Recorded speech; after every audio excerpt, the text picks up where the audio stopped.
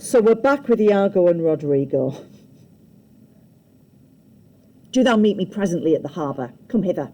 If thou beest valiant, as they say, base men being in love have then an ability in their natures more than is native to them. Listen to me. There's a weird kind of insult embedded in here. If you are base, that's not a good thing. You're worthless, right? But he says, but even worthless men, if they're in love, have a nobility in them more than is native to them. So, but because you're in love, you might be all right. But he's just insulting him to his face. It's no wonder he calls him a snipe, is it, Hannah? Is he talking about Othello or Rodrigo? Rodrigo. The lieutenant tonight watches on the court of guard. First I must tell thee this. Desdemona is directly in love with him. I love that word, directly. I don't know why. He's now going to convince Rodrigo that Desdemona is in love with Cassio. It's a bit of a shift, isn't it? With him? Why, it is not possible. Lay thy finger thus, and let thy soul be instructed.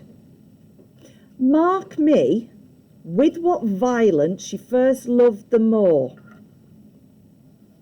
But for bragging and telling her fantastical lies. Come on, she fell in love with Othello because he bragged and told her a load of made-up stories. Is she still going to love him when he's just banging on about them all the time, prating? And that word violence, it was perhaps intense and sudden, but violent?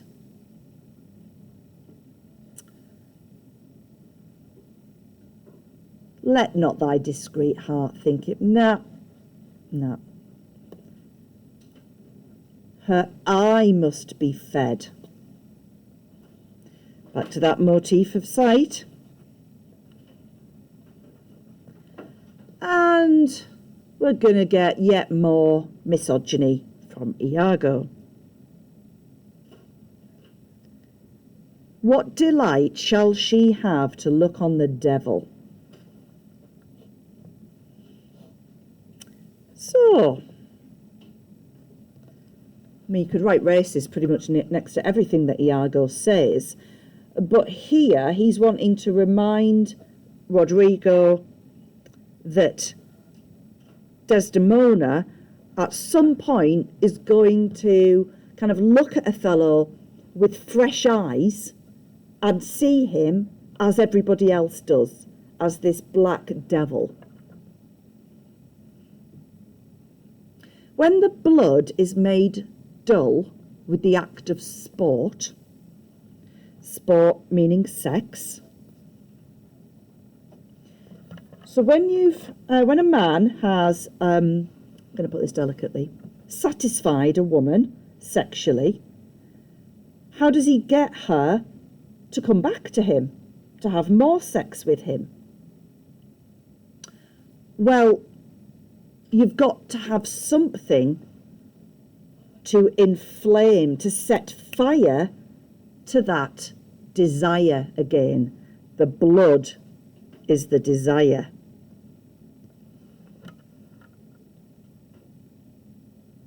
If I'm going too fast, stick your hand up and tell me to go over something.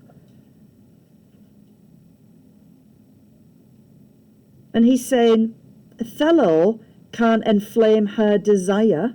It is suggesting again that they haven't had sex yet. Because he is not lovely in favour, right? He doesn't look nice. He's too old for her. and he's too uncivilized. So he's ugly, he's old, and he's uncivilized. I mean, he's not. We know he's not. But we can say that anyway because he's black. Black equals the savage. Because the more is defective in all of these things.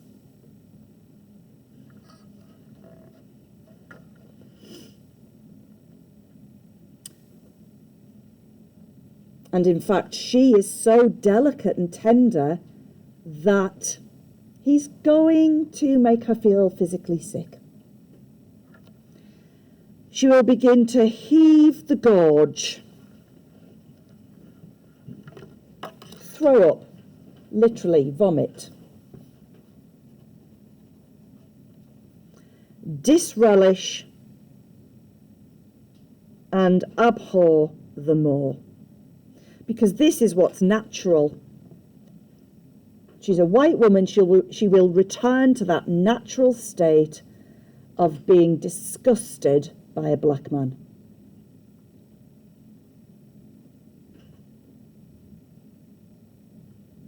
All right so far? Yeah.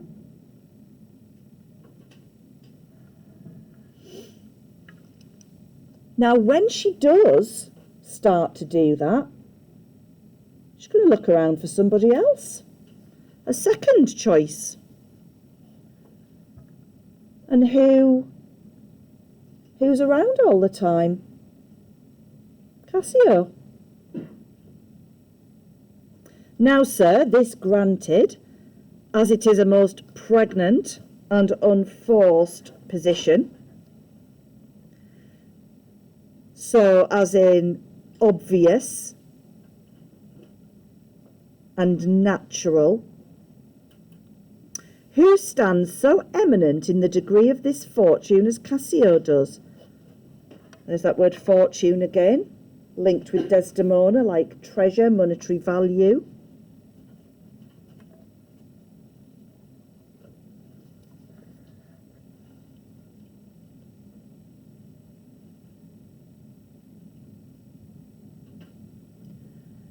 A knave, very voluble, no farther conscionable than in putting on the mere form of civil and humane seeming, for the better compassing of his salt and most hidden loose affection. Right, there's a lot of big words in there, but he basically is saying that Cassio acts like a gentleman in order to satisfy his lust, to fool women into having sex with him. Bless you.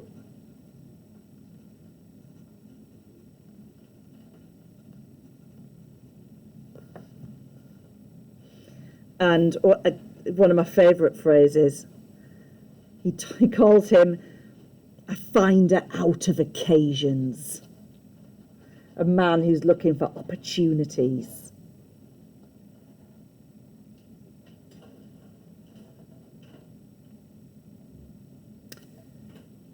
That has an eye, maybe, like he can see who's around him, who he fancies, can stamp and counterfeit advantages, though true advantage never present itself. Meaning, like a proper advantage, maybe of like a good match, a good marriage, a devilish knave.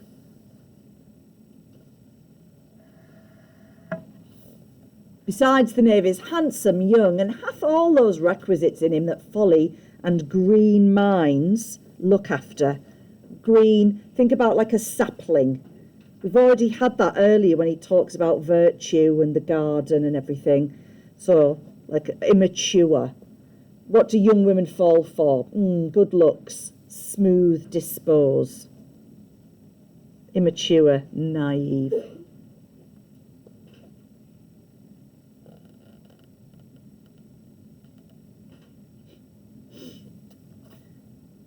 He's poison.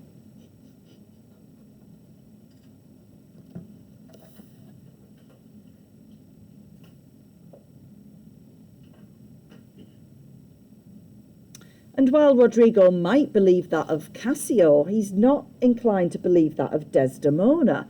She's full of most blessed condition. You know, she's a lovely person. She would never do that.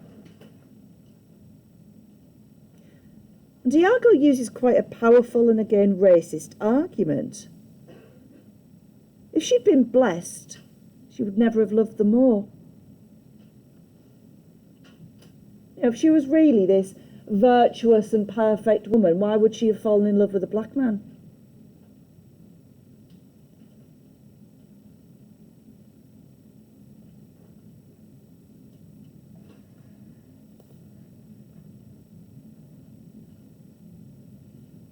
And he says, you know, the wine she drinks is made of grapes. Like, she's just like us. She's not some, like, heavenly creature that's above us all. Dost thou not see her paddle with the palm of his hand? Dost not mark that?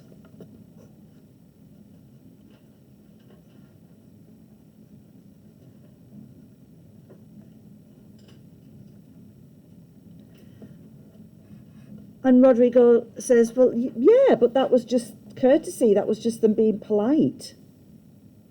So Iago's going to control. He's now going to kind of rewrite that memory in Rodrigo's head. No, it wasn't. It was lechery. That was lustful.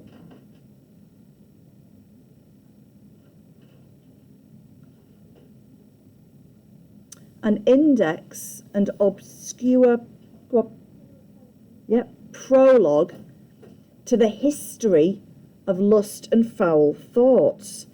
Okay, so we've got a prologue, which we know is the start of something.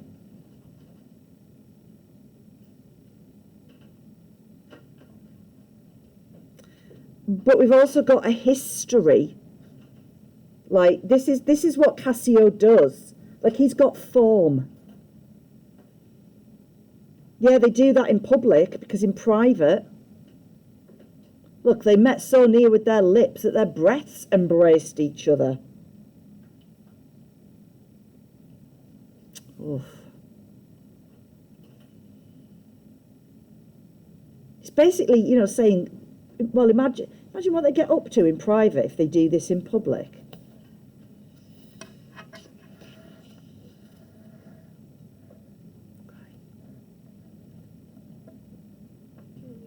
Yes. Say that again. Cassio and Desdemona, yeah. Because he's trying to convince Iago that Cassio and Desdemona are in love. Anybody else got anything to ask? Don't worry about asking now. It's much better to ask now. No? Okay.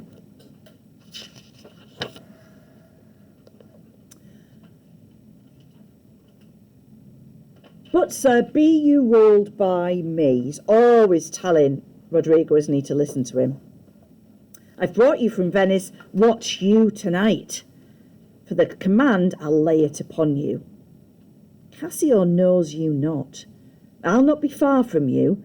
And do you find some occasion to anger Cassio, either by speaking too loud or tainting his discipline, or from what other cause you please, which the time shall more favourably minister? Again, that sense of opportunism. Look, there'll be some occasion for you to annoy him, punch him, insult him, whatever you think best.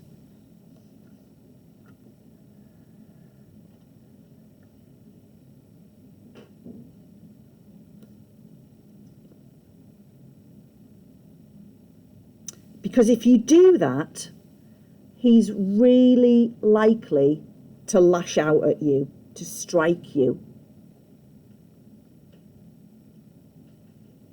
Provoke him that he may. For even out of that will I cause these of Cyprus to mutiny. whose qualification shall come into no true trust again, but by the displanting of Cassio. So he seems to be thinking he'll set some kind of like riot up, something will happen. Again, he's not quite fully thought it out because he's got to wait for like what's happening at the moment, in the moment. So you shall have a shorter journey to your desires, being obviously Desdemona. By the means I shall then have to prefer them, and the impediment most profitably removed, without the which there were no expectation of our prosperity. This is going to be good for both of us.